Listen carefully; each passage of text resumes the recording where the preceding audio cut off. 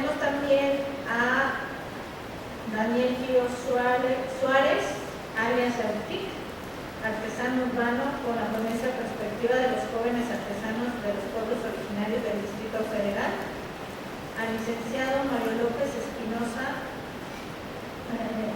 de innovación para el desarrollo equitativo con la ponencia Una alternativa para el desarrollo artesanal, y Fernando Schut Morales del Departamento de Medio Ambiente para el Diseño de la Universidad Autónoma Metropolitana Azcapotzalco con la ponencia Ética y Cultura Material.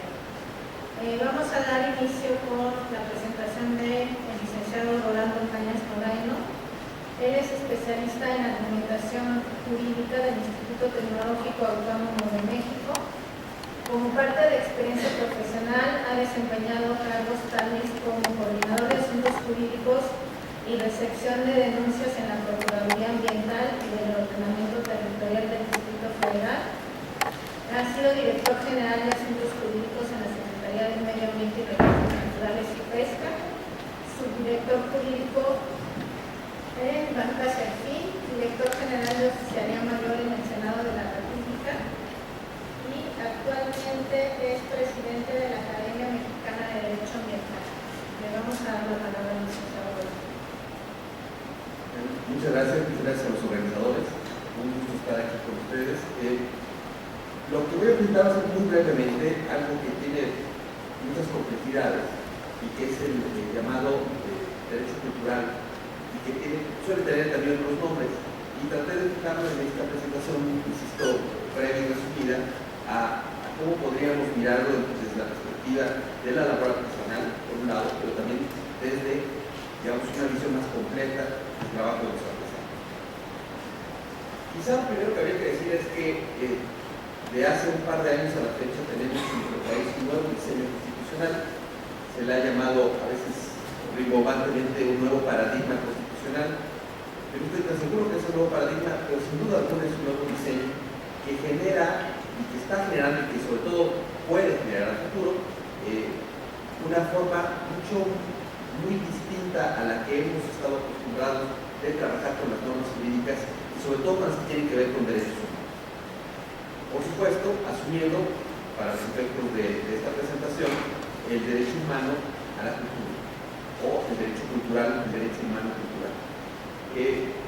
Inscrito así como un derecho humano, se encuentra con una prioridad absoluta dentro del sistema de derechos humanos de origen nacional y internacional. Nuestra Constitución ahora prevé que estos derechos humanos, tanto los reconocidos por la propia Constitución como los establecidos en las diversas convenciones internacionales de las que nuestro país es parte, forman una especie de bloque constitucional, así llamado, entre comillas, técnicamente, es decir, un conjunto de disposiciones que tienen un rango superior en nuestro sistema jurídico y que, por tanto, deberían de actuar como componentes interpretativos, pero también como componentes de defensa de las personas en general de los derechos humanos.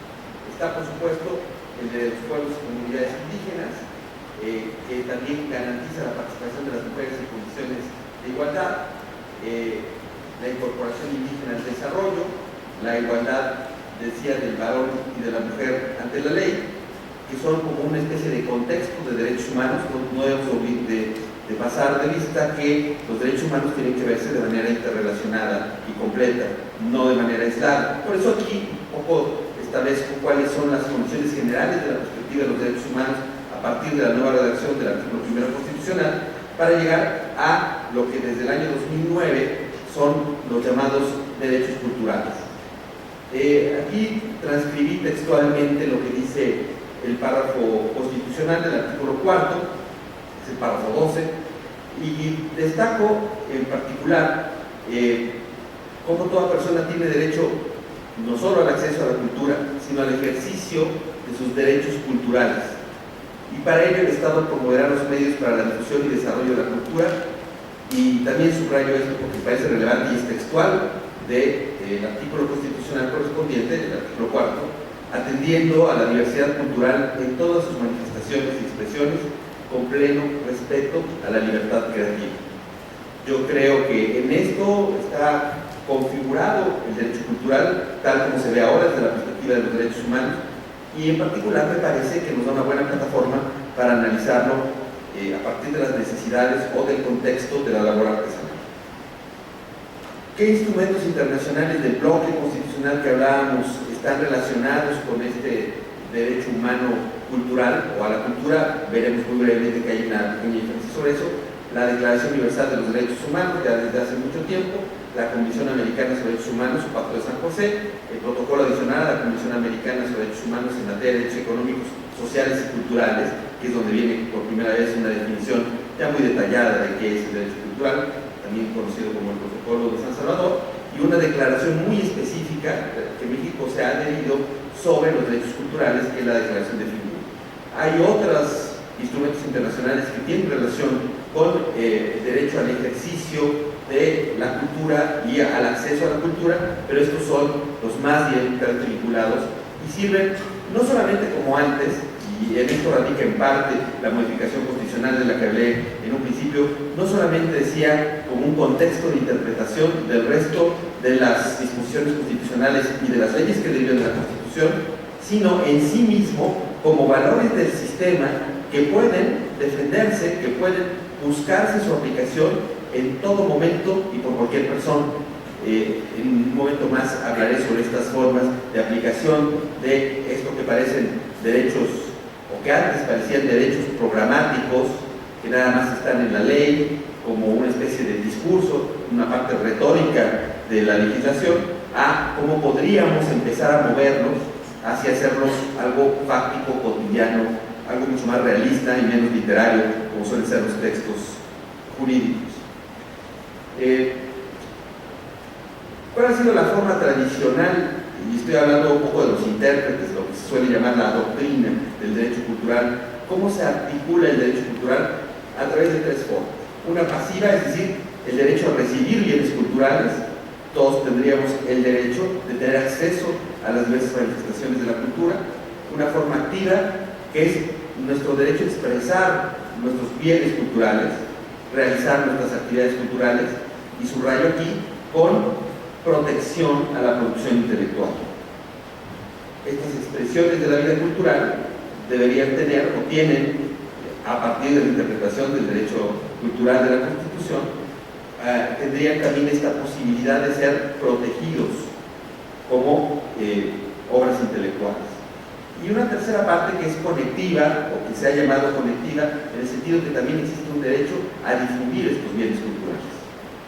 Es decir, no solamente a ejercerlos, sino el derecho a que se difunda este ejercicio de los derechos culturales, y por supuesto, solamente poder verdaderamente ejercer mi derecho a recibir o a tener acceso a bienes culturales si estos han sido debidamente difundidos. Entonces, esta parte conectiva está presente tanto en la visión activa como en la visión pasiva del ejercicio de los derechos culturales.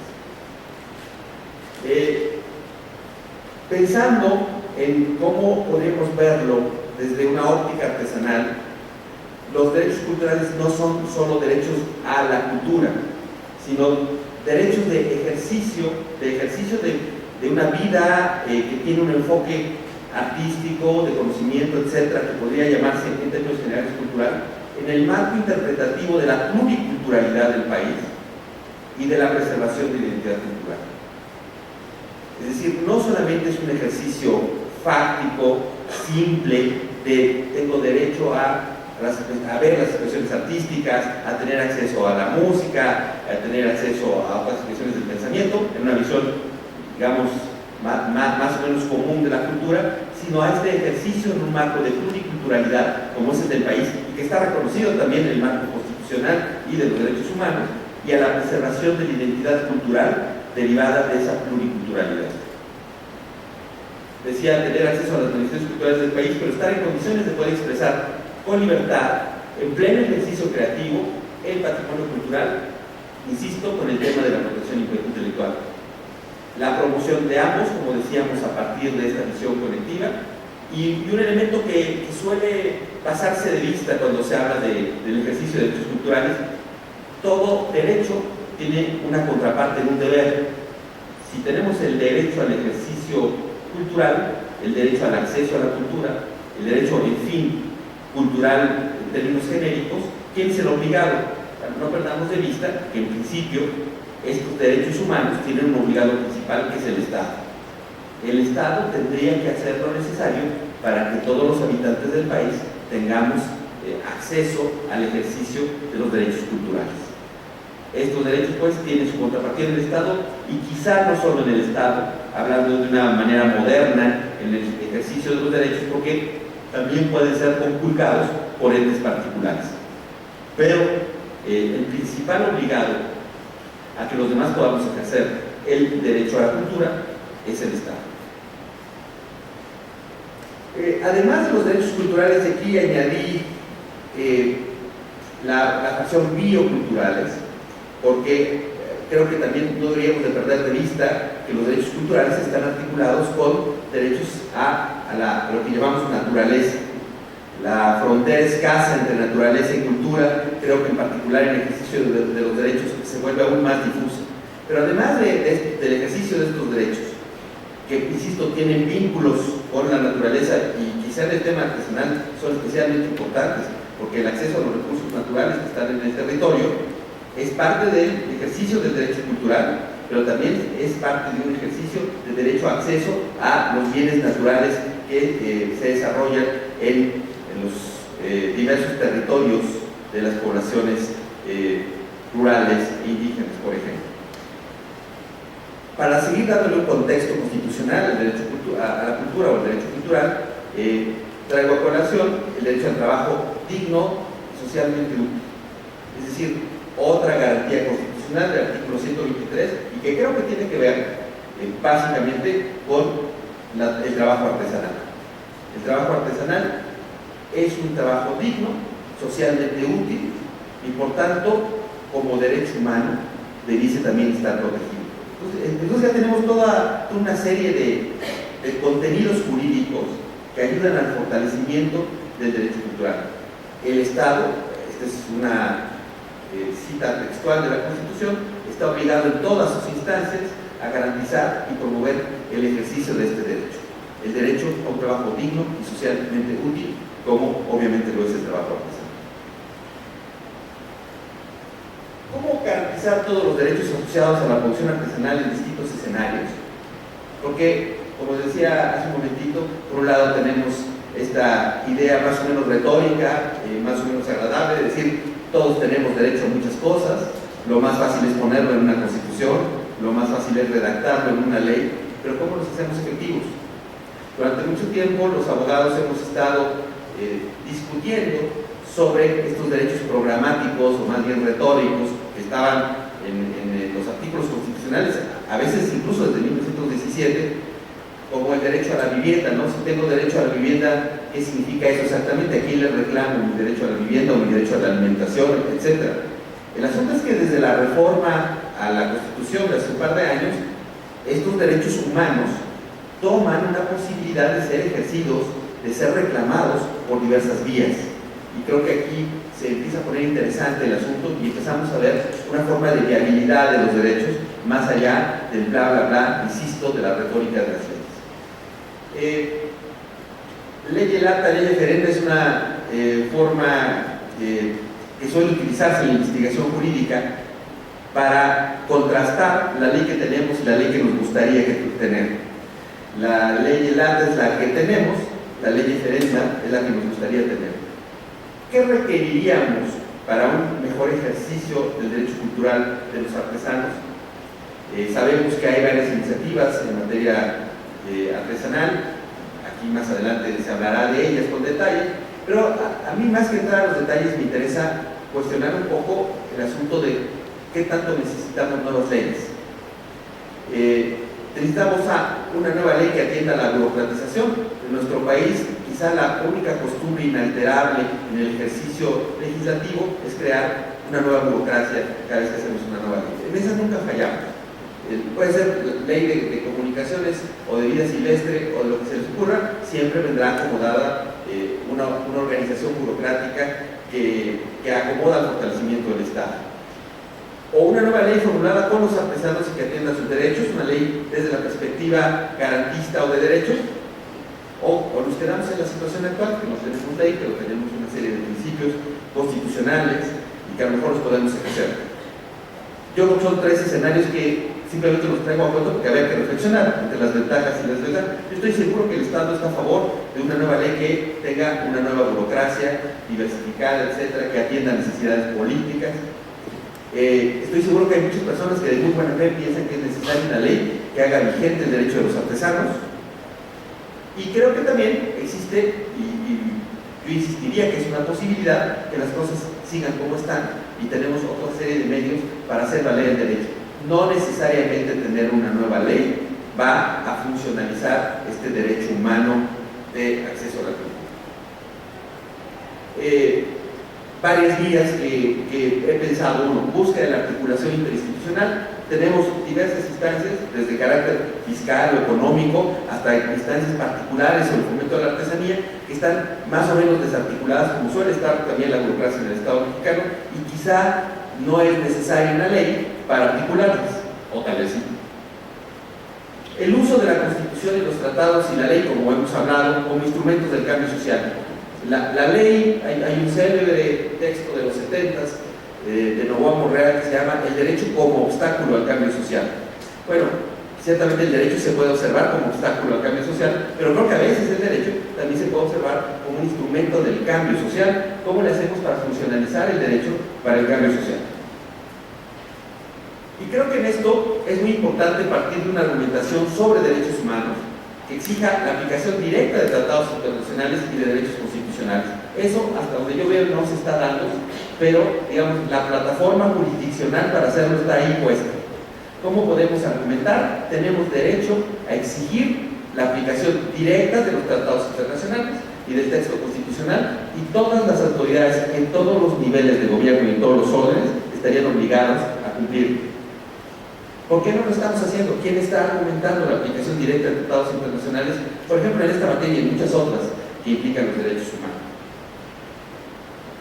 Algunas ideas de los medios procesales para hacer valer estos derechos. El amparo colectivo. Ahora hay una reforma, también hace un par de años, a la ley de amparo, primero los artículos constitucionales referentes al juicio de amparo y más recientemente la ley de amparo, que permite el amparo colectivo con interés legítimo. No los voy a aburrir con una serie de cuestiones técnicas que qué significa el interés legítimo. Digamos que es mucho más fácil ahora establecer el inicio de un juicio de amparo a partir de la generación de un daño a una colectividad. Un daño que ya no tiene que ser tan inmediato, directo como lo era en la antigua ley de amparo, y que sin embargo, hasta donde yo sé, se está realizando muy poco. Están las acciones colectivas. Eso fue una modificación al Código Federal de Procedimientos Civiles, que tampoco veo que se estén utilizando muchísimo y que permite a agrupaciones de personas con cierto tipo de representación, más o menos sencillo de conseguir, buscar la aplicación de diversas normas de derecho civil a las actividades colectivas, y están algo que ha estado ahí siempre y que se ha utilizado poco. A mí me parece que es muy efectivo. Yo tengo muy buenas experiencias en los juicios de nulidad administrativos contra discusiones gobernativas, tanto locales como federales. Hay un pequeño, no me gustan mucho las metáforas bélicas en el derecho, ya por sí el derecho es bastante bélico, pero es difícil evitar decir que es un arsenal de posibilidades de acciones jurisdiccionales que están ahí en nuestra mano y que tal vez no las estamos utilizando, o por lo menos las estamos, eso sí estoy seguro, subutilizando. Algo que me parece muy relevante y que traigo a cuento, porque la actividad artesanal tiene mucho que ver también, no solamente, pero tiene mucho que ver con los pueblos indígenas. Ya hay que trascender una falsa percepción en el sentido que los pueblos indígenas carecen de personalidad jurídica. Yo escucho esto repetidamente, al menos desde la óptica jurídica esa es una falsedad. La propia Constitución les reconoce personalidad jurídica y ya hay multitud de resoluciones jurisdiccionales a todos los niveles, incluso a niveles del Pleno de la Suprema Corte, que han reconocido la personalidad de los pueblos indígenas conforme a sus propias condiciones. ¿Qué tendríamos que hacer? A lo mejor buscar los cambios legislativos más pertinentes. Aquí siempre digo no olvidar a Tácito. Tácito decía: cumplísima república plurimia leges. Mientras más corrupto es un gobierno, más leyes tiene. Entonces, Tácito lo hacía en los anales, estudiando la historia de un gobierno en particular de la república, pero me parece que es algo que sigue teniendo su vigencia. siempre escucho a multitud de personas con la mejor buena fe buscando nuevas leyes. Se necesita una ley nueva sobre tal, se necesita una modificación legislativa sobre tal. Incluso los grandes cambios que ha tenido nuestro país recientemente en materia legislativa provienen de esta idea de que la reforma energética fueron reformas de leyes, por ejemplo. Como si las leyes cambiaran la realidad. Y es más, muchas leyes lo que traen es confusión, desde luego corrupción. Pensemos si necesitamos más leyes. Consolidar normas administrativas y criterios cotidianos de aplicación, eso me parece algo más práctico. Ver cómo se está aplicando la ley, sentar precedentes en el Poder Judicial, precedentes vinculantes, en casos concretos. El Poder Judicial tiene, frente a muchas desventajas, que básicamente están en el acceso, tiene dos grandes ventajas. Y se los digo desde el ejercicio de la práctica cotidiana con el Poder Jurisdiccional. Uno, es un poder multicentrado. Hay muchos, de diversos niveles. No es una sola persona. Y muchos tienen la misma jerarquía. Y dos, hay jerarquías superiores. Las decisiones en el Poder Judicial siempre pueden ser revisadas por un órgano superior. Entonces, esa es una gran ventaja del, pienso yo, de acudir a los factores jurisdiccionales. En fin, apoyar desde la academia y la sociedad civil los esfuerzos encaminados a facilitar normas comunitarias que prevengan y resuelvan problemas dentro de las comunidades y que esto sea una base para el ejercicio de los derechos bioculturales asociados a la producción artesanal. O sea, me parece que la solución tendría que venir desde las comunidades artesanales y las soluciones que ellos se dan a sus propios conflictos. Y esto, no me gusta decir elevarlos porque no sé elevarlos hacia dónde, pero sí pasarlos al resto del sistema jurídico para que sean las soluciones desde el sistema y para el sistema. A partir de efectos locales, buscar efectos mucho más globales. Bueno, estas son básicamente algunas ideas que quería esta tarde compartir con ustedes. Obviamente hay mucho más. Por ahí estoy a sus órdenes si alguien quiere seguir esta conversación. Muchas gracias.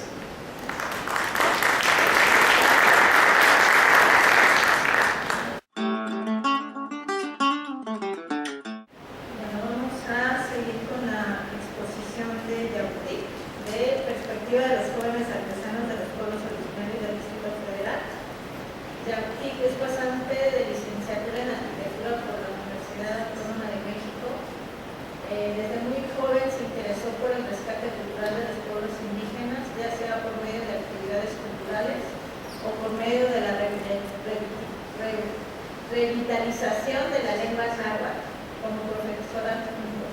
En la docencia universitaria también ha incursionado como ayudante en la materia de extensión universitaria.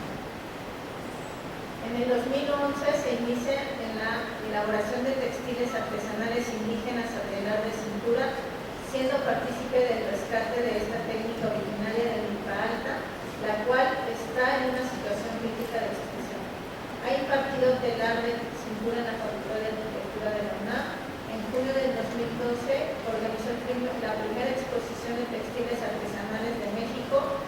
En diciembre del mismo año gestionó el segundo encuentro de artesanos textileros de México en la UNAM y el tercer encuentro de artesanos textileros de México también aquí en la UNAM para abril de 2013. Desde agosto del 2013 funge como coordinador general del comité organizador del Festival Anual de Textiles y organiza el primer Festival Anual de Textiles Tejiendo Raíces, Arquitectura de la UNAM, la Escuela Nacional de Antropología e Historia y la Escuela de Artesanías de Lima.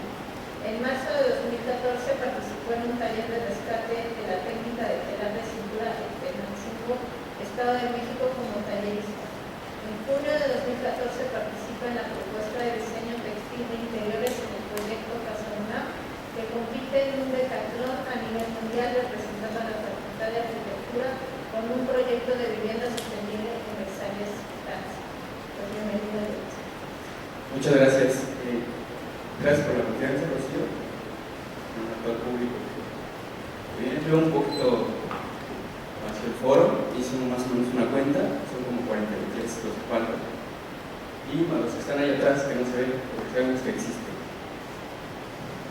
Bueno, el tema que yo voy a compartirles el día de hoy, por supuesto es un tema muy amplio, yo creo que da para muchísimo más. Bueno, se trata de la perspectiva de los jóvenes artesanos de los pueblos originarios del distrito Distrito Federal. Y bueno, como ya había comentado anteriormente, pues yo soy de Milpalta, de la delegación, una de las 16 delegaciones del Distrito Federal al sur. Y bueno, pues me gustaría que observáramos esta fotografía, que me parece que ejemplifica un poco de lo que venimos a hablar aquí. Se trata de Ciudad Universitaria, está emplazada en la propia ciudad del Distrito Federal de México. Y bueno, los compañeros que están tejiendo, que están tomando el taller, yo me dedico a transmitir el conocimiento de la técnica de telar de cintura, principalmente de Milpalta, en la Facultad de Arquitectura de la UNAM, por medio de un curso extracurricular. Bueno, nos costó muchísimo trabajo que la UNAM volteara a ver y que se diera esta oportunidad para poder dar el taller. Y bueno, tiene muchísimo que ver, por supuesto, a lo que les vamos a comentar. Y bueno, pues también vemos jóvenes de secundaria que están impactados, algunos, y algunos como que están sonriendo así, ¿qué están haciendo? Justo porque hay un desconocimiento, ¿no?, profundo, y que viene a reforzar esto que hemos venido hablando dentro del foro, que es justo que no hay espacio, ¿no? O sea, de repente en el taller tenemos, no me ha tocado tener compañeros que vienen de la Escuela de Artesanías de Limba, y pues sí, se nos caen los pantalones, ¿no?, porque dices, Escuela de Artesanías que vengan a la Facultad de Arquitectura a aprender algo que se supone que debería de enseñarse allá. Y bueno, pues es esta la falta de espacios que por supuesto tiene totalmente desinteresado a las autoridades, ¿no? Y bueno, también quiero decirles el término pueblo originario, pues justo lo asigna la autoridad a los pueblos o grupos que están emplazados dentro de las ciudades, cuya cultura y saber hacer, para diferenciarlos de otras estructuras sociales que no tenían un arraigo cultural a su territorio tan marcado. Es decir, hablamos del territorio. Hablar del territorio, por supuesto, tiene que ver también con la cultura. La tierra en donde uno pisa, sentirse apropiado a ella, eso genera ciertas raíces y es lo que da también identidad a la gente en estos llamados pueblos originarios. Y bueno, ya les comentaba, ¿no?, esta primera imagen. Los compañeros que están tejiendo son de la ciudad, propiamente, de esta parte de la ciudad. Y bueno, hay una diferencia entre esto y esto, ¿no? Los compañeros que están tejiendo en Ciudad Universitaria, aquí en UNAM, bueno, muchos lo hacen como una actividad recreativa, por mera curiosidad. Y bueno, ya les comentaba que hay pocos espacios en donde se den, entonces cuando surge, ahorita hay un boom, no nada más en los textiles, sino en las cuestiones artesanales. Este foro, el Festival Anual de Textiles, responde a esa carencia que existe en México y que la gente de la ciudad, que la gente del territorio urbano necesita para sentirse identificado con algo que le pertenece de alguna manera, en su memoria histórica. Y bueno, ya lo comentaba el maestro Arturo también, ¿no?, de la falta de espacios, que sí hay que recalcarlo, ¿no?, hay que hacerlo evidente y es por supuesto una denuncia directa. Y bueno, esta segunda imagen, que es en Xochitlahuaca, en la Costa Chica, en Guerrero. Este es un taller en donde fuimos a compartir una técnica, la de Milpalta, la que yo sé y que la que transmito. Y hicimos ahí un experimento muy raro, ¿no?, para ver cómo es que podíamos compartir, ¿no?, porque esto se trata de compartir. Compartir, por supuesto, que siempre va a garantizar por lo menos un poquito, que esta transmisión de conocimiento siga vigente en las nuevas generaciones. Pero ya les decía, los de la foto anterior lo tomo como una actividad recreativa, ¿no? Como incluso vamos a ver que se ve bonito, ¿no? Me han dicho, pues yo quiero saber cómo se hace un textil, ¿no? Hay un gremio muy, bueno, una experiencia que yo he tenido dando talleres aquí en la UNAM, que está muy, que les llama muchísimo la atención por diversas cuestiones, pero por ejemplo el gremio de los diseñadores industriales, diseñadores, están muy interesados en aprender eso, que no se le enseñan en la escuela, por supuesto. Bueno, ellos propiamente, es su vida, ¿no? O sea, yo llegué a Xochitlahuaca y la gente teje, o sea, así como nosotros vamos a trabajar, vamos a estudiar, ellas tejen en Xochitlahuaca. Es una actividad que sigue muy vigente y que se sigue transmitiendo de generación en generación. Por supuesto que es una actividad económica para ellos y bueno, también para confeccionar su propia ropa.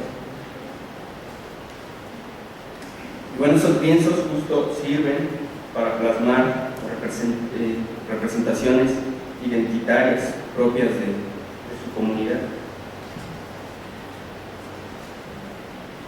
Bueno, ya viendo más o menos esta perspectiva, esta referencia, sí quiero darles unos datos duros del INEGI, del censo del 2010. Bueno, pues México para el 2010 tenía más de 112 millones de habitantes. De estos, en el Distrito Federal, son casi 9 millones de habitantes. De esos 9, a nivel nacional, son una cuarta parte de la población que son jóvenes, a nivel nacional. Es decir, de los 112 millones de personas para el 2010 que habitan México, una cuarta parte son jóvenes, de entre 15 y 19 años. A nivel distrital, en la Ciudad de México, también es una cuarta parte de los habitantes que hay en todo el Distrito Federal. Estamos hablando de una población importante. Por supuesto que viene a colación lo que yo les decía, la transmisión de conocimiento.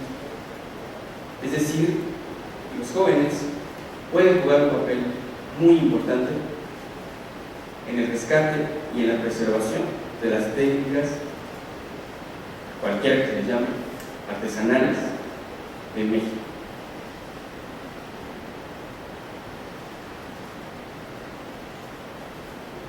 Y bueno, por supuesto esta otra parte, ya les decía yo, de Xochitlahuaca, por ejemplo, que es una zona rural, pero esto tiene que ver también muchísimo con el tema que estamos tratando, con la dinámica de la ciudad y su impacto en la población joven de los llamados pueblos originarios. Y bueno, vamos a decir que las ciudades son una consecuencia directa de grandes procesos de migración. Es decir, si ahorita nosotros hacemos un censo rápido, muchas de las personas que están aquí, que viven en la ciudad, por lo menos su papá o su abuelo, fueron los que llegaron al Distrito Federal y que tienen una raíz que está en pueblos rurales, es decir, que tienen una identidad. Y por supuesto, hago referencia otra vez a la memoria histórica. Y bueno, ya les decía, la ciudad es una causa de migración e intercambio cultural y de pluralidad. Por ejemplo, el caso de Nezahualcóyotl, que son familias que llegaron de muchísimos lugares a poblar y que se hicieron de esas tierras y que aún así siguen esta misma dinámica que tenían en sus comunidades de apropiarse de su territorio. O sea, no estoy hablando de 1 metro cuadrado como lo vemos o como lo sabemos, sino es su territorio, o sea, es algo que les pertenece y en donde se sienten arraigados a pesar de que no sea en el lugar donde nacieron. Por supuesto que esta memoria histórica se traslada de generación a generación, impacta en los jóvenes. Por eso les decía qué tan importante es la población de jóvenes en el Distrito Federal y a nivel nacional en México. Y bueno, junto con esto también habría que hablar de las problemáticas de la ciudad. Y esto a partir de tres determinantes, ¿no? El número de población.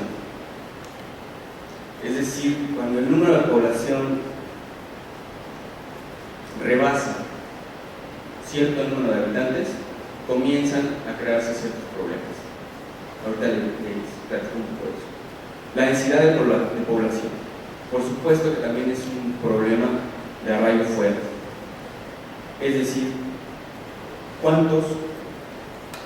el número de habitantes que hay por metro cuadrado en la ciudad, que por supuesto no es lo mismo que en las zonas rurales. Y por supuesto que también tiene que ver con territorio. Bueno, les hago mucho énfasis, por supuesto, a la ciudad y al territorio, porque yo tengo formación de arquitecto, ¿no? Nos vemos también estas problemáticas y yo lo asocio mucho, por supuesto, a los llamados artesanos urbanos, porque aparte de eso, que yo soy de Milpalta, como que no me gusta mucho esa etiqueta que le ponen a las comunidades y a las personas y a los grupos, pero bueno, es una manera de identificar, de diferenciarlos incluso dentro de la dinámica de la ciudad. Y por supuesto que también la heterogeneidad de los habitantes y grupos. Es decir, entre mayor es el número de habitantes, existen más diferencias entre los individuos, es decir, mayores diferencias en términos de rasgos, por ejemplo, personales, ocupacionales y culturales. Bueno, también su forma de pensar, ¿no? Ya les hablaba yo hace rato de la pluralidad. Sus formas de pensar, por supuesto que es muy distinto al medio rural dentro de la ciudad. Estoy hablando dentro de la ciudad. Y la segregación espacial de los individuos a partir del color, de cuestiones étnicas y de condiciones socioeconómicas también. Todas estas problemáticas son justo las que devienen en una crisis de identidad dentro de los jóvenes en la ciudad, y por supuesto que buscan espacios en donde poder ejercer o donde poder encontrarse, ¿no? Y los jóvenes que tenemos esa responsabilidad, ¿no? Porque cuando uno adquiere conocimiento, por supuesto que también debe tener la necesidad de transmitir. También es una responsabilidad transmitir. Y bueno, esta foto también es de Milpalta. Justo se ve una gran diferencia, ¿no? Entre lo que es Milpalta y la colindancia con Claro y más al fondo con la Ciudad de México. Vuelvo a recalcar, ¿no? Son cuestiones de territorio. Y bueno, también quisiera hablarles un poquito acerca de en el momento en el que nos encontramos, que también creo que está pasando un poco. Se trata de lo que es lo posmoderno, ¿no? Con la generación milenial, con la generación Y. Y bueno, es una sociedad básicamente inmersa en los medios de comunicación. Es decir, nosotros nos encontramos en un momento en el que los medios de comunicación juegan un papel muy importante dentro de la movilidad de los jóvenes. Se acortan muchísimas distancias y eso genera también el intercambio cultural y el intercambio de saberes. Aunque también tiene sus cuestiones, ¿no? Es decir, por ejemplo, una de sus características es esta idea de competencia, de competición, que se genera entre ellos, entre nosotros. Pues, esta onda de generar comunidad de repente se pierde un poco cuando ya somos muchos, que pasa en las ciudades, el hacer muchas cosas a la vez, y pues sí, un joven actual, por supuesto, está en 1000 cosas, ¿no? Y tiene que estarlo para poder estar dentro de este sistema, dentro de esta dinámica. También por eso la búsqueda de nuevas maneras, de hacer nuevas cosas, y la transmisión de conocimiento de técnicas artesanales y colombinas es una respuesta a este tipo de problemáticas.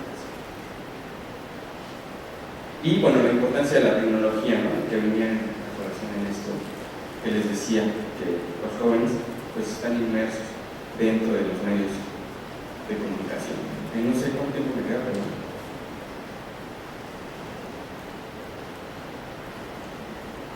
y bueno, pues ya para terminar, por supuesto no podemos dejar de lado la situación actual del país que a todos nos toca, y bueno, les voy a leer algo que he escrito. Por fin llegó el momento de rompernos a pedazos, desenterrarnos, quitarnos el polvo, sacudirnos los brazos, rotos o como sea, pero vivos. Que la sangre grite, que la carne grite sangre, rojo, que grite fuego y se agite, también color rojo. Al final, ya muertos somos los mismos, desde antes, desde que nacemos, cuando nos entendemos a puño cerrado, cuando nos callamos, somos los mismos, siempre los mismos. ¿A poco no recuerdas Tlatelolco? ¿No recuerdas Acteac? ¿No recuerdas la guardería BC? ¿No recuerdas Atenco? Somos los mismos, los muertos, los heridos, los bastardos, los pisados, los explotados. Somos los mismos desenterrados. Muchas gracias.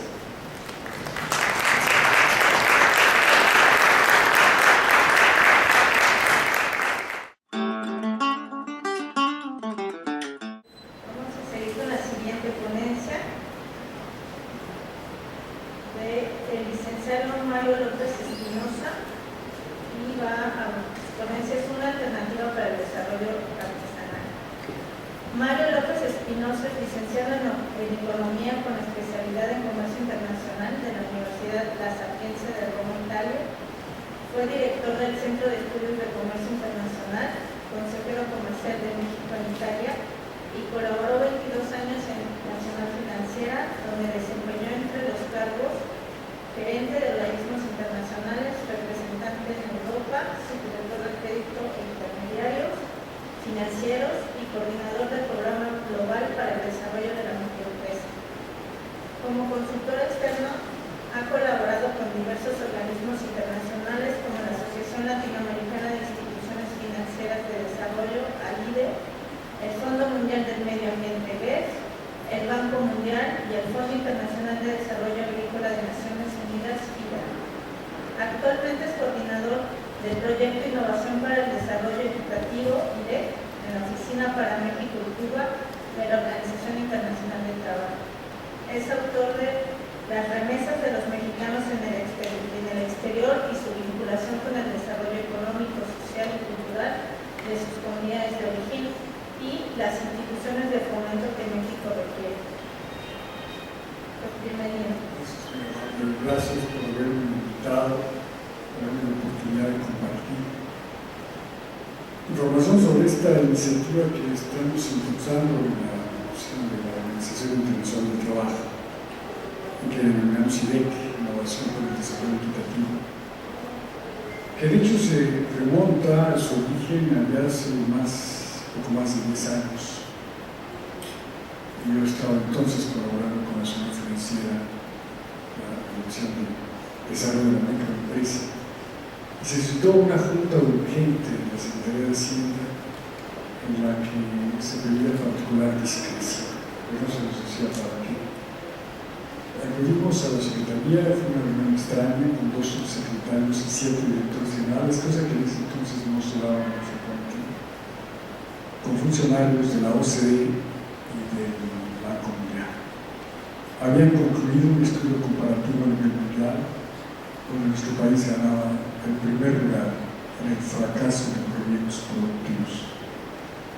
Y lo impresionante era que lo hicieron en los 2 ámbitos, el informal formal y informal, pero los dos ganamos nosotros, ganamos. No se me olvidará jamás haber visto el nombre de México después de Somalia, incluso en épocas de guerra. Lograron ellos que no se difundiera en México, no que no se difundiera, pero que no en México, y el resultado del estudio tenía temor de que decía las noticias, programas, planes, etc. Y se hizo un compromiso de formar un grupo y profundizar sobre las hipótesis de por qué tanto fracaso en México. Y lo formamos, se agregó el Banco Interamericano de Desarrollo, el Programa de Naciones Unidas para el Desarrollo, la OIT, y trabajamos por ahí de 2 años. Nos abrieron los programas de las diversas instituciones y tratamos de encontrar algunas de las razones fundamentales. Y dentro de estas razones destacan algunas muy significativas. Por supuesto, el asistencialismo, es decir, no conocemos en ningún lugar del mundo ningún programa de fomento asistencialista que haya impulsado el desarrollo, pero nosotros seguimos por el enfoque asistencialista durante mucho tiempo. Una de las razones fundamentales que encontramos fue esta propensión natural que tenemos en México, y debo confesar, en un recinto universitario, a veces muy promovida por las instituciones de educación superior, de importar conceptos y modelos empresariales de corte anglosajón y tratar a toda costa de insertarlos en una realidad social, económica y cultural que piensa, que actúa y que reacciona de manera diferente. Esta fue una de las razones fundamentales. Encontramos que no había una metodología que hubiera salido y hubiera surgido de dentro hacia afuera. Y también sabíamos que el desarrollo local es por naturaleza enorme. No conocemos tampoco ningún caso en que se haya impulsado el desarrollo local con esquemas que hayan venido de arriba hacia abajo o de fuera hacia adentro. Siempre son de local. Otro problema que vimos en las pequeñas unidades productivas fue esta propensión en México, primero de usarlas totalmente en la retórica. Las retóricas son prioritarias. En la realidad ya no tanto. Y a veces se nos soporta como es una solución temporal hasta que vengan ahora sí las grandes empresas a resolver el problema del empleo en nuestro país, aun cuando las grandes empresas no resuelven el problema del empleo en ninguna parte del mundo, ni siquiera en los Estados Unidos, sino en las microempresas de mujeres. La década pasada, las microempresas administradas por mujeres con menos de 25 trabajadoras generan más puestos de trabajo que las 500 corporaciones transnacionales que salen en la revista Fortune. Cada año son más, la diferencia es mayor. Encontramos varios problemas, de hecho 7 fundamentales. Otra es la dificultad muy seria, reconociendo además que el más grave problema de la pequeña unidad productiva no es que sea pequeña, sino que actúe sola. Esta dificultad extrema que tenemos los mexicanos para trabajar en equipo. Impresionante, en todos los ámbitos lo encontramos. Dificultades serias para unirse, para colaborar, para cooperar. Estamos listos y quizás se formaron históricamente para competir. Sobre todo tenemos que competir por lo que nos va a dar el que está arriba.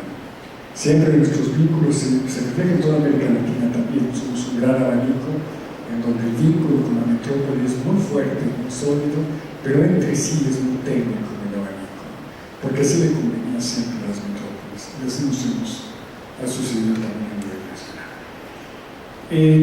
Reconociendo que, no tocaré los demás, pero reconociendo que no teníamos una metodología, lo que ocupamos fue el desarrollar una metodología nuestra, pero no quisimos contratar a expertos y consultores del pasado de la reforma que luego tienden a dictar soluciones que se deben aplicar en lugares que ellos no conocen ni de picnic siquiera.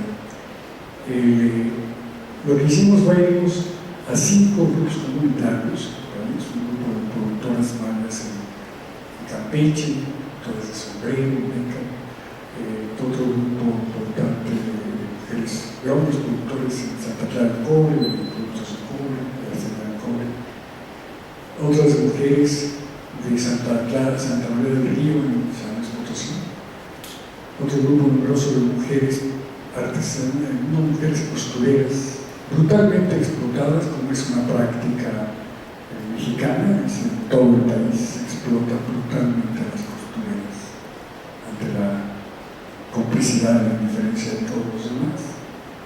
Y un grupo muy numeroso, 980 y tantas artesanas otomíes del municipio de Tolimán, Querétaro.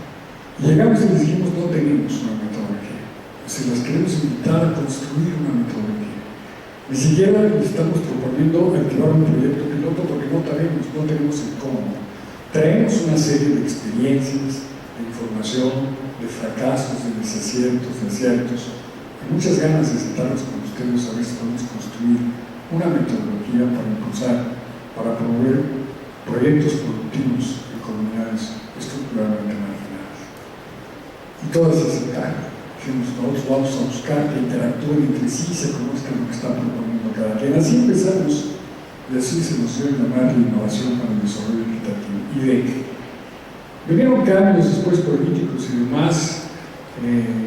Nacional Financiera se decidió que la microempresa era una vacilada y tenía que pasar a otro lado. Es decir, el 93% de las unidades productivas del país, por cierto, que eso lo vieron a Alianza de Sol.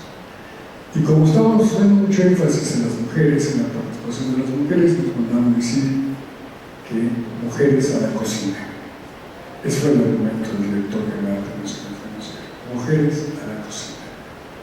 No vamos nosotros a andar impulsando acciones que promuevan la separación. Bien, el hecho es que empezamos a avanzar, trabajamos con ellas, empezamos a diseñarlo. Esta iniciativa la tomó desde entonces la Organización Internacional del Trabajo. Luego volvimos a aplicarlo en algún ejercicio, en casi último experimento, en un pueblo, en una comunidad del municipio de Huapan, Michoacán, San Lorenzo, unas 250 productoras indígenas, purépechas. Y después ya activamos un primer proyecto en Hidalgo, con una comunidad también de indígenas náhuatl en Hidalgo, en Casochitlán. Nos fuimos después a dos comunidades altamente expulsoras, con muy pocas entidades, pero altamente expulsoras de migrantes, en Zacatecas. Y luego un proyecto más en Chiapas, en el municipio de Sinacantán, en Los Santos de Chiapas, ¿no? Es casi 500. Actualmente estamos impulsando dos proyectos importantes. Uno en la Ciudad de México, justamente, una red de artesanas y productoras de la Ciudad de México, conjuntamente con la Secretaría de Trabajo del Gobierno del Distrito Federal y el Instituto de las Mujeres, donde se sumó también la Universidad Autónoma Metropolitana y se agrega la Coparmex de la Ciudad de México. El otro caso es uno que estamos impulsando justamente con Prospera, con lo que eran oportunidades, y ellos están probando si esta metodología la incorporan justamente como su estrategia de fomento al desarrollo de proyectos productivos que anunció el presidente Peña Nieto en el último informe. Eso lo estamos haciendo en Puebla, en dos municipios, con unas 1.400 productoras y más o menos unos 170 universitarios. El esquema reconoce una serie de precedentes sobre esto. Invitamos a participar a los productores y les invitamos a que integren sus talleres familiares, sus talleres productivos. Talleres productivos que ellas deben decidir cuántos son los que van a integrar. Y si se agrupan junto al grupo de 5 familiares, son 5 su taller. Y otros son 12 amigas, pues 12 amigas. Y la otra le caen gordas todas las demás y quiere sola, su taller es una sola. Y todos los talleres tienen un nombre, tienen una marca, tienen una imagen, tienen una selección de 3 colores, una representante, debo decir. Es un proyecto que no excluye desde luego a los hombres, pero que no niega que en su primera fase, los primeros 3 años, fundamentalmente se orienta a respaldar a las mujeres. Las representantes tienen que ser en los primeros 3 años necesariamente, obligadamente mujeres, pero pueden participar, por supuesto, hombres. Por cierto, en este proyecto siempre mencionamos las productoras y les decimos a los hombres, por supuesto, el término productoras también comprende a los hombres. Una de cal, decimos, por 25 bien de arena, que siempre hemos dicho los productores y los usados. Por cierto, también incluye a las mujeres. En este caso hablamos solo en femenino, pero incluye también a los hombres, ¿no? Es parte de nuestro proceso de equidad de género. Ellas deciden cuántos homos que te gusta que van a hacer. Todas ellas a su vez, ya en lo individual, forman una sociedad cooperativa, pero no operan como una sociedad cooperativa. Operan como un taller productivo informal. Queremos que sea informal, no que qué pena y qué lamentable. No, debe ser informal, de acuerdo con el informal. Y si ahora este taller de 7 ya se pelearon, y ahora van 5, 4, y vienen y se quieren dividir 2 talleres de 4, es perfecto. Y si ya se contentaron, también. ¿Y cuándo entran? ¿Cuándo participan? Cuando quieran. Cuando ellas quieran, siempre que ellas quieran. Oye, si les salgo mañana, sales. Y si regreso pasado mañana, regresas. Como quieras. Dejemos que ellas determinen, quieran que bien funcione la universidad. Y se empiezan a formar, pues, los talleres públicos. Participan en la sociedad cooperativa porque a través de la sociedad cooperativa es como acceden a la economía formal. Es decir, a través de la sociedad cooperativa se realizan las 5 minutos de ¿sí?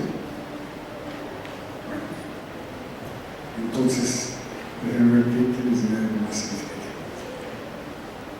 Sociedad cooperativa de las productoras trabaja en paralelo, se forma una sociedad cooperativa de gestión empresarial que se inicia como unidad interdisciplinaria de servicios empresariales con jóvenes universitarios, egresados y estudiantes que no vienen a echarles la mano ni a dar un servicio social, vienen a jugársela con ellas en una alianza estratégica de división del trabajo, donde en función de las vocaciones y las preferencias se concentran o en la sociedad cooperativa de producción o en la sociedad de gestión empresarial. Si quieren unas de ellas, porque son extraordinarias, comercializando, pasan para allá. Los jóvenes se organizan en 5 divisiones. Una división de vinculación institucional, otra de competitividad productiva, una más de promoción comercial, otra de administración y finanzas y otra de diseño. Ellos hacen una alianza estratégica entre las dos cooperativas y comparten tareas, comparten todo, comparten ingresos. Los ingresos siempre invariablemente se distribuyen en una proporción de 75% para las productoras y 25% para los universitarios. ¿Por qué resulta tan atractivo participar a todos los universitarios en este proyecto, también en términos de ingresos? Porque queremos que ganen dinero también, y no queremos que esté mal que alguien quiera ganar dinero. Lo que hay que preguntarse es a costa de qué, pero ellos no las van a explotar. Es más, si ellos quieren ganar $1, ellos tienen que ganar 3, invariablemente. Si su esfuerzo sirve para que ellos ganen 0, se llevan eso sí, el 25% de 0. Estas dos son las dos labores fundamentales de la estrategia tripartita. En tercero se agrega en el proceso jóvenes de origen mexicano establecidos en Estados Unidos y en Europa, en el exterior en general. Y ellos cierran la pista y también participan en el negocio. Ellos organizan el eventual respaldo para que no sea asistencialista de los mexicanos en el exterior y se hacen cargo de los labores de comercialización de sus lugares de residencia. Y los 3 participan bajo unas reglas acordadas por ellos, si quieren modificadas o adecuadas por ellos, que son de ellos. Participan en esto que llamamos un complejo productivo binacional. Tratamos de reorientar la actividad productiva. Recomendamos que sean siempre que arranque este proyecto, fundamentalmente o al principio, y siempre que arranque que sea arte cultural, artesanía. Que lo queremos llevar al nivel de arte cultural. No nos paramos mucho a discutir si las manualidades tienen un mérito. No, las manualidades también. Lo que queremos es que las manualidades se conviertan también en arte cultural. Lo que estamos conscientes es que la abrumadora mayoría de las unidades productivas en México, y sobre todo en particular las artesanas, están produciendo lo que no debieran producir, están vendiendo lo que no debieran vender, y están comprando lo que no debieran comprar. Y este es un problema que es necesario corregir. La microempresa, la pequeña productiva, no es una empresa grande, pequeña, chiquita, a la que le pueden aplicar los mismos tratamientos y medicamentos de la empresa grande, pero en pequeñas dosis. requiere de una estrategia propia, particular, en donde sean ellas las propietarias. Aquí no hay más dueños del proyecto, eso se los hemos dicho a todos. En Puebla, lo mismo al gobierno del Estado, que lo mismo Prospera, lo mismo a la Universidad de las Américas o la Universidad Autónoma que están participando, o a la Copa Mix o los ayuntamientos. Nadie es dueño del proyecto de la OIT, solamente las productoras y los universitarios. Son los únicos dueños del proyecto. Y les decimos a ellos, no venimos a jalar la carreta de nadie, pero si alguien quiere ganar su carreta, estamos dispuestos a ayudar a empujarla. ¿Ya te cansaste? Yo también. Es tu carreta, no es mi carreta. Ese es un principio que ellos aceptan. Segundo, no tenemos a resolver ningún problema, ni un solo de tus problemas, pero estamos dispuestos a trabajar muy duro para respaldarte en lo que ustedes decidan hacer para resolver sus problemas. Y como nosotros estamos conscientes de que son pobres pero no tontos, no les tenemos nosotros que resolver lo que ellos muy bien, muy inteligentemente saben cómo resolver. Lo que requieren son los respaldos adecuados a todos. Estamos avanzando, hemos logrado, en el caso de Hidalgo, por ejemplo, duplicar el nivel de los ingresos sin un solo apoyo todavía del gobierno del Estado, ni del gobierno federal, pero lograron, entre ellos en esta alianza estratégica, duplicar sus ingresos. Esto va a ser mejor porque aquí se están proporcionando un respaldo para activar, para impulsar. No le tenemos miedo al subsidio, si sirve para que las cosas después funcionen sin subsidio.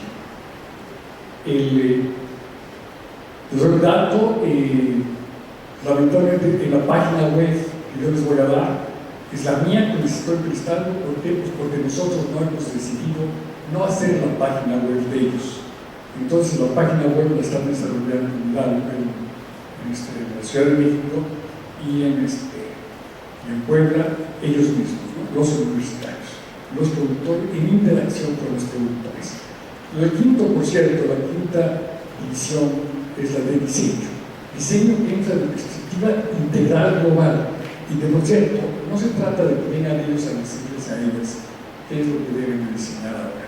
Se trata de conjugar experiencias, formaciones, esfuerzos entre ambos, y entre ambos empiezan a encontrar qué es lo mejor que puede producir para irse gradualmente dirigiendo a donde debieran dirigirse y no se dirigen.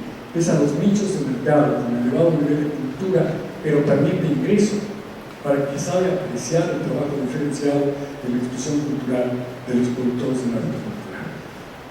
Los principales exportadores del mundo de artesanía en términos de valor son Alemania, Suiza, Francia, Inglaterra, los países avanzados. Por supuesto que son ellos. No son la India ni son Bangladesh ni más. Son ellos. Nada más que allá los artesanos no son pobres. Pero en Italia, donde yo viví mucho tiempo, las botas de piel, las chamarras de piel y las bolsas de piel también las hacen talleres familiares de 4 personas.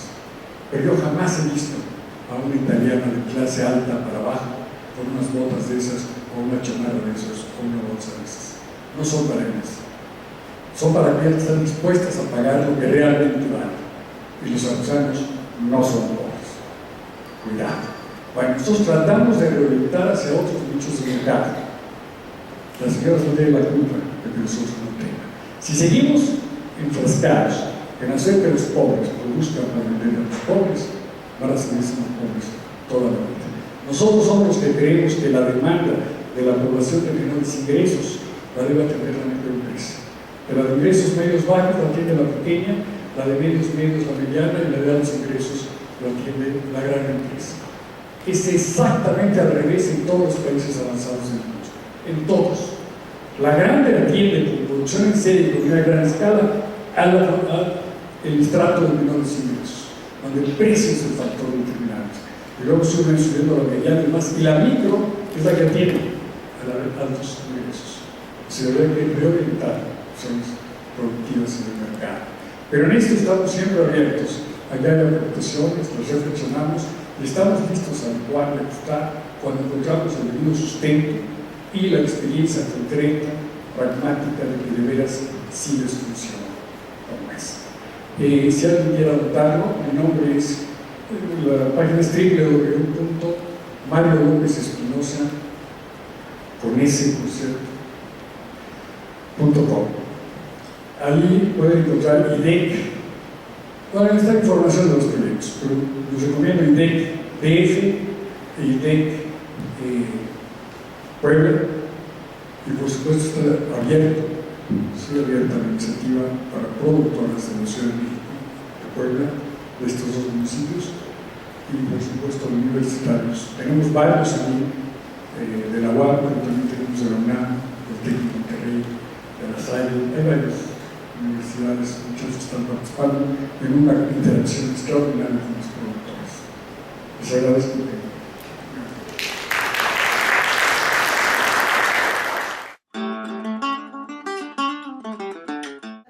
que paso a la última ponencia de Fernando Schultz Morales de la UAM Azcapotzalco. La ponencia que nos va a dar es Ética y Cultura Material. Fernando es diseñador industrial en la Universidad de Chile, tiene maestría en diseño industrial en el Royal College of Art de Londres. Como profesional ha participado en el desarrollo de aproximadamente 150 productos y proyectos de diseño industrial en Chile, Bolivia y México. Ha publicado artículos y proyectos en destacadas revistas y periódicos nacionales e internacionales de diseño y de otros campos. Además, ha participado con artículos en compilaciones de libros diversos. Tiene la obtención del Premio Nacional de Tecnología 2001 CONACYT con el diseño de medidor para subestación eléctrica para la empresa GPI, Mexicana de Alta Tecnología. Y en el 2012 el Premio a la Docencia en la UNAM. Ha sido profesor investigador desde 1976 en la Universidad Autónoma Metropolitana, Unidad Azcapotzalco, del Departamento de Medio Ambiente en la División de Ciencias y Artes para el Diseño. En la UAM, idea, gestiona, dirige e instrumenta diversas actividades académicas y profesionales, de los que destaca el programa multidisciplinario Diseño y Artesanías, iniciado en enero de 1995. Muchas gracias. Buenas tardes. Quiero dedicar mi intervención a los normalistas de Ayotzinapa y de todo el país, incluyendo a los del Distrito Federal. Agradezco la invitación a este seminario que de manera oportuna pone una plataforma colaborativa de conversaciones acerca de visiones y estrategias para proyectos organizacionales que nos permitan hacer quiebres y rompimientos, entre comillas, en la búsqueda de lo extraordinario y así pensar en el derecho del derecho de los artesanos. Hace unos pocos días, el Papa Francisco convocó en el Vaticano a un encuentro mundial de movimientos populares, o sea, una asamblea de los pobres de la tierra, en el que participan organizaciones de excluidos y marginados de los 5 continentes y de todos orígenes étnicos y religiosos, campesinos sin tierras o con tierras a punto de ser requisadas, trabajadores formales e informales, urbanos, recicladores, cartoneros, transformadores, artesanos, pueblos originarios en lucha, mujeres reclamando derechos, etc. En esta ocasión, el Papa dijo: si hablo de tierra, techo y trabajo, dicen que soy comunista. Aunque yo no soy creyente, hablaré hoy de tierra, de techo, de trabajo, del artesano, de persona local y de la cultura popular. Por eso he titulado esta ponencia Ética y Cultura Material Artesanal, en que trataré, aunque esquemáticamente, algunos componentes de la situación compleja que hoy vivimos y una adecuada alternativa artesanal. Ya algunos de los temas que quería puntualizar ya han sido tratados en esta mesa. Lamentablemente, para poder ajustarme el tiempo, tendré que leer los textos que he preparado. Vivimos la imposición de un modelo en que lamentamos la extinción de la patria y la nación, de la justicia, la paz, el diálogo y la razón. Todo llevándose a cabo sin el interés por conocer la opinión de las ciudadanas y los ciudadanos de este país. o sea, sin participación de la voluntad ciudadana. Así estamos llegando a que el valor nacional más preponderante en la sociedad capitalista moderna es el de lucrar. No hablo de negocio normal, sino la manera como se busca el éxito, entre comillas, del dinero a toda costa, de cualquier manera, incluso no legalmente.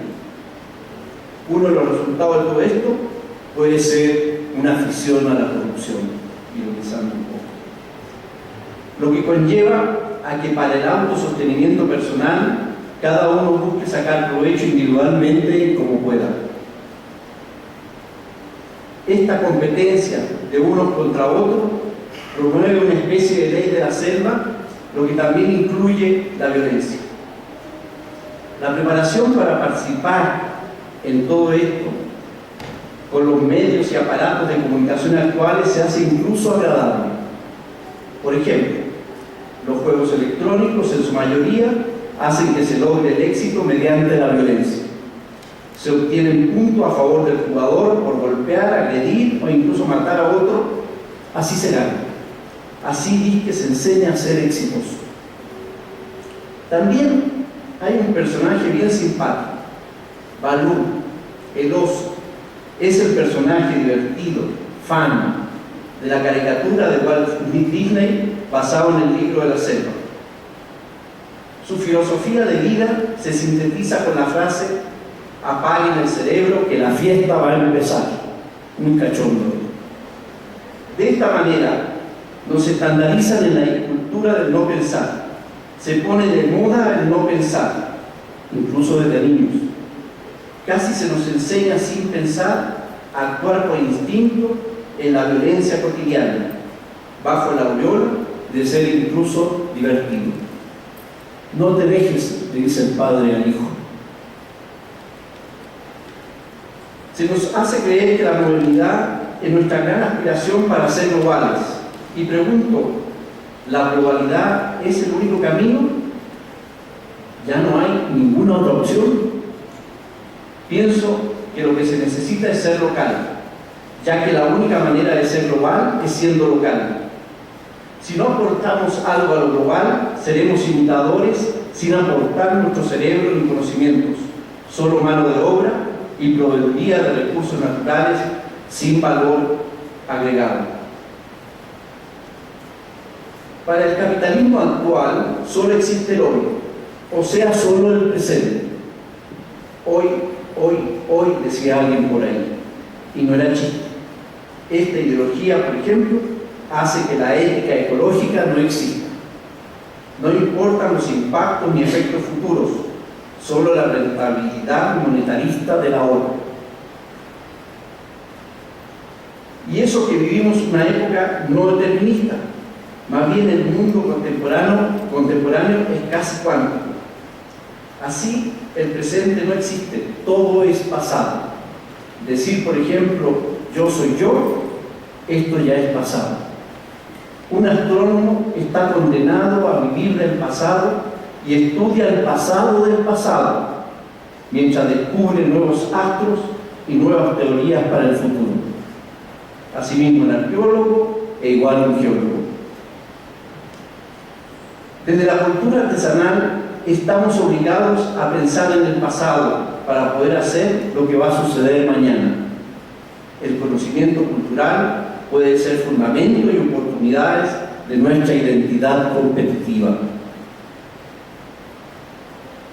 Algunos antropólogos dividen la reflexión de la cultura entre material y espiritual. Aquí decimos cultura material como civilización también axiológica y semiótica. Y definimos que hoy vivimos una crisis de valores, significados, formas y estilos de civilización. Una expresión de la cultura material son los productos o objetos, los cuales conllevan tanto valor de uso como valor de cambio. Pero en el modelo actual solo importa el valor de cambio, la ganancia de lo que se ve. En cambio, la artesanía predomina el valor de uso, tanto ritual como utilitario. Decimos que todo acto humano se da en el pensar hacer, Los artesanos, aunque tienen dominio de habilidades manuales, estas provienen de su cerebro, donde dominan la palabra, pensamientos, memoria, inteligencia, creatividad, emociones, aprendizajes, interpretaciones, derechos, etc. Hacer artesanía es un acto humano, o sea, el artesano investiga, diseña, piensa. La artesanía es un discurso, o sea, las artesanas y artesanos son personas que siempre piensan lo que hacen. Pensemos entonces que la artesanía es una oportunidad. Al entender la cultura popular como una concepción del mundo y de la vida, elaborada por sectores que han sido postergados y explotados, y que se contraponen a los criterios oficiales de los estratos dominadores. Incluso el pueblo original defiende su propio lenguaje como fortaleza. Sus concepciones artesanales son por ello asistémicas, no dentro del sistema, producto de sectores populares arraigados en sus valores y contravalores, opuestos a la imposición cosmopolita, imitadora y extranjerizante. Una cultura que se abre paso hasta el presente en medio de restricciones y tutelajes que se traducen en impracticables programas de organización del desarrollo, de servicio y disque fomento para la comunidad indígena, que no toman en cuenta a los agentes participantes y sujetos activos de la producción artesanal. Y hoy, en la modernidad, además, con la aplicación de manuales manufactureros traducidos desde las transnacionales, las ISO 9000, por ejemplo. Las regulaciones industriales no deben aplicarse a la producción artesanal. Para participar con los artesanos deberemos reflexionar desde diversos enfoques multidisciplinarios, o sea, con visiones transversales para atender la complejidad de la cultura popular. El desarrollo de la producción artesanal manifiesta quizás un punto estratégico de la microeconomía del país, pero sobre todo representa un eje importante en la forma de progreso y conocimiento cultural y social, representado en habilidades productivas y una cultura material que nos identifica como nación.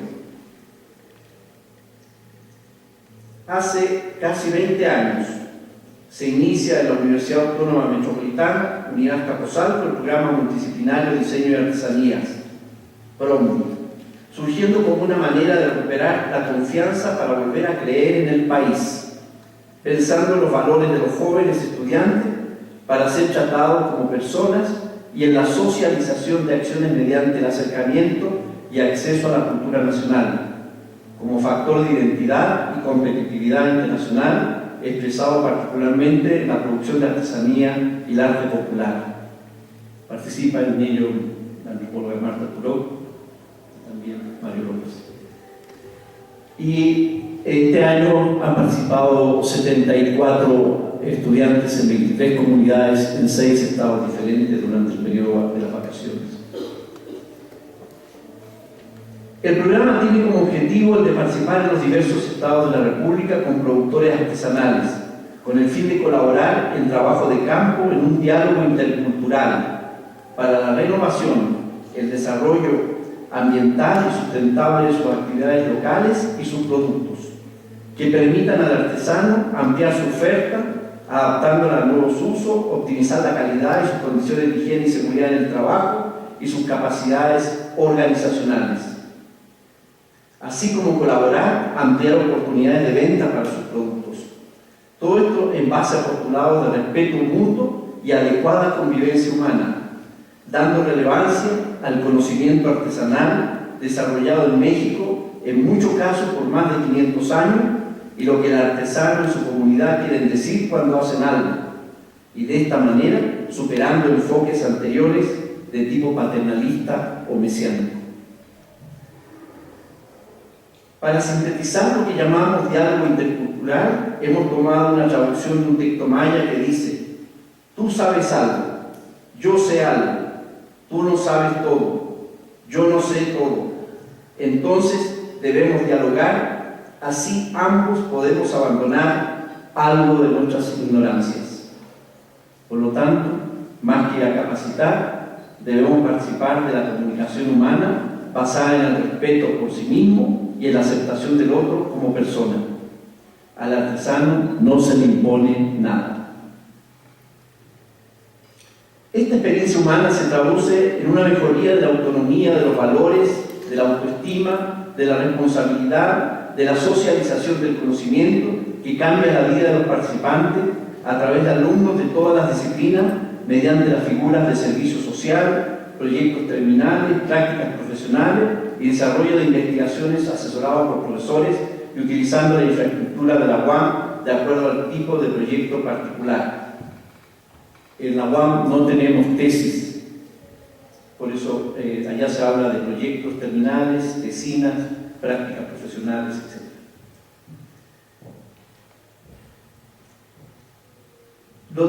Lo denominamos a este programa como diseño y artesanía porque una disciplina de encrucijada o de encuentro es el diseño.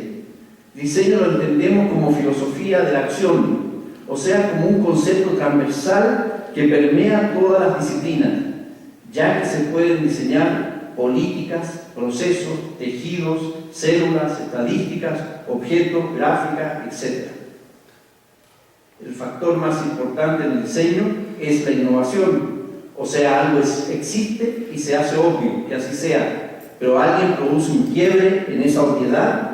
Esto es innovar. Para producir rompimientos, quiebres o cambios es necesario ser crítico, y si una persona acepta las cosas como están, pierde la capacidad de cambiar. Para innovar entonces hay que ser crítico, pero para ser un buen crítico hay que conocer, o sea, saber desarrollar una cultura. Hay que generar un discurso de los productos artesanales, ya que el diseño de esto es interacción entre la comprensión y la creación. Nos dirigimos a una cuestión amplia de cómo una sociedad engendra invenciones cuya existencia en contrapartida altera dicha sociedad. Necesitamos establecer una base teórica para mirar hacia lo que hacen y significan los productos artesanales, y no solamente cómo operan o funcionan. Porque pensar es dominar distinciones lingüísticas. Pensar en forma innovadora, o sea, hacer distinciones lingüísticas que antes no existían, es pensar de manera original. El artesano tiene un motivo gestor para hacer lo que hace. Entonces, él sí puede disponer de temas de inspiración trascendente que puedan gestar infinitos diseños. El diseño es consecuencia de un proceso histórico en donde los acontecimientos y progresos se van uniendo unos con otros. El análisis del desarrollo de la cultura en tiempo pasado nos hace conocer que en las distintas fases de la evolución del ser humano, la producción de objetos tanto para el cuerpo como el espíritu han estado vinculados a algún tipo de motivación trascendente que les dio origen. Coloco un pequeñísimo ejemplo. Esto es mucho más trascendente de lo que acabo de perfilar. Pongo este ejemplo que lo hicimos, se trata de una mesita de madera con cubierta de vidrio, diseñada en Guanajo, Michoacán, entre alumnos participantes y un grupo de artesanos que trabajan, que son ebanistas y talladores de madera. El motivo gestor fue una flor que descubrieron los alumnos, pero cuando descubrieron la flor, los artesanos les explicaron lo que significaba esa flor y tenían una serie de relatos, de cuentos, de historias que ellos no lo habían tomado como para aplicar en la construcción de un objeto. Con los alumnos sorprendidos iniciaron este proceso y primero hicieron un bosquejo de aplicación de la flor, por supuesto en un mueble porque estaban trabajando en talleres de muebles, y ese bosquejo lo aplicaron en madera. Hicieron esta mesita con la forma de la flor y culminaron con una pieza terminada, acabada, que obtuvo el primer premio en una exposición de la Casa de Artesanías de Michoacán.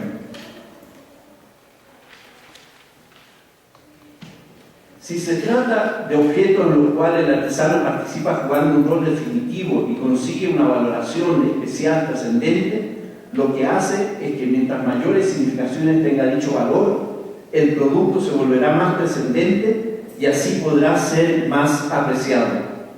Por esto, un motivo gestor es un eje de interés tanto para el productor del diseño cuanto para la colectividad que lo consume o lo aprecia.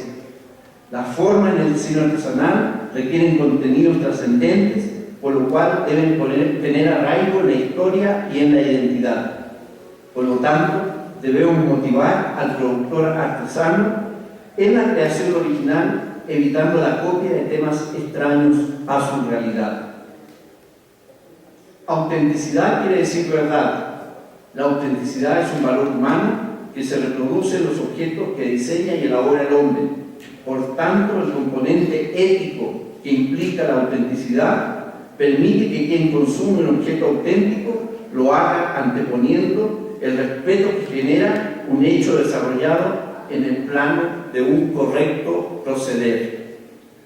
La verdad es una cualidad que debe transparentarse en todas las fases del diseño y la construcción de un objeto artesanal. La autenticidad se encuentra ligada a las reales condiciones del medio ambiente.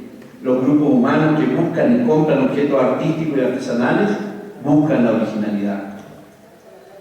Así, motivo gestor es todo acontecimiento, forma o mensaje que tiene interés para la colectividad de un entorno social y geográfico. Cada entorno social y geográfico dispone de motivos gestores que le son propios.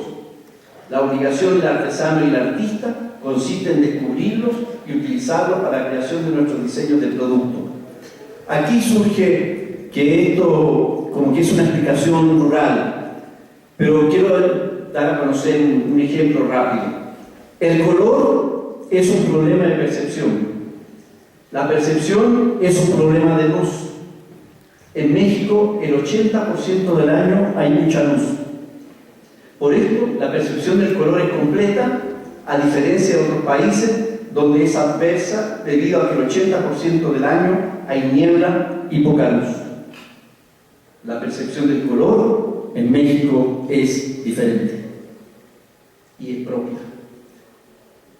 Para utilizar el método del motivo gestor, existe un proceso que pasa desde el conocimiento sensorial, geométrico, científico, tecnológico, hasta una innovación creativa que se ajusta a las necesidades del usuario y a nuevas prácticas sociales. El diseño es creación y la creación es una condición propia de todos los seres humanos.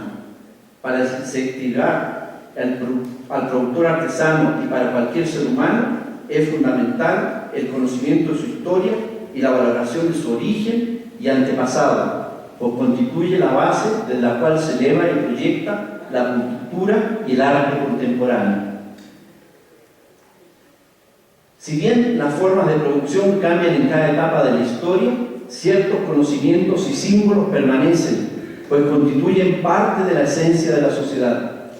Las obras de nuestros antepasados plasmadas en madera, metal, tejido, cerámica y muchos otros materiales constituyen una muestra del poder creativo.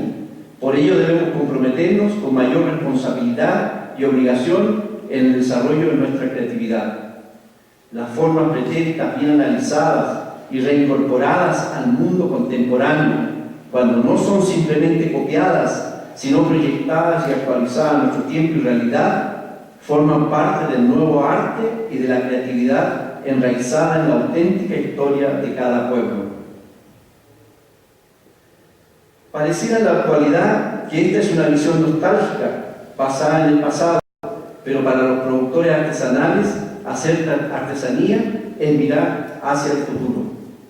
Esto se puede sintetizar en un lema de los artesanos pintores del papel amate de origen náhuatl de San Agustín Oapan, región del Balsas, en el estado de Guerrero, que dicen en su lengua, que Chihuahua, que no te panosque, trino guarachitl, que traducido al español significa hacer lo que va a pasar años después. O sea, cuando ellos hacen artesanía basada en su cultura tradicional propia, ellos están pensando en futuros. termino diciendo de manera muy sentida: vivos se los llevaron, vivos los queremos. Gracias.